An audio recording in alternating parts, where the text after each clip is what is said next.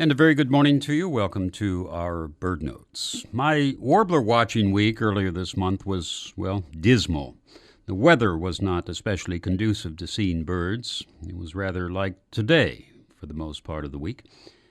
I don't know where the warblers were, but they weren't where I was. I did not see or hear a prairie warbler, which usually shows up toward the beginning of the warbler migration, nor did I see or hear any blackpolls. Very unusual, actually very disturbing considering their usual ubiquity as they bring up the rear of the convoy of warblers heading north.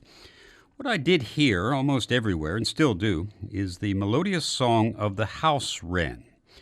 Was there something in the air this spring that induced these tiny singers to pour forth? The house wren is the familiar wren of yard and garden during the spring and summer in our area.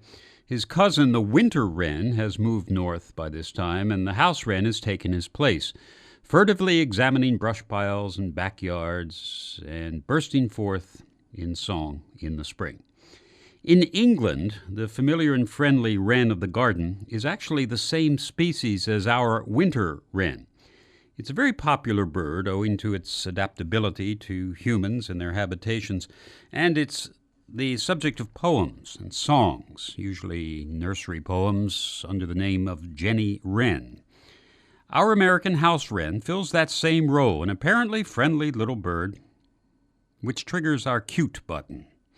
Thus we have greeting cards, for example, with paintings in pastels of a wren nesting in an old hat or a watering can or a flower pot. This sort of picture actually is rather accurate. It reflects the great adaptability of this bird, which will nest in surprising to us places. What it doesn't show is the excitability of the wren. Go near that nest in that pictured flower pot, and that tiny tuft of feathers will erupt with a loud and scolding note. The bird is not at all the prim and demure animal painted on the greeting card. But of all the characteristics of the wren, it is the song of the house wren that really catches one's attention. This tiny drab tuft of feathers graces us in the spring with a melodious cascade of silvery notes that can brighten any morning.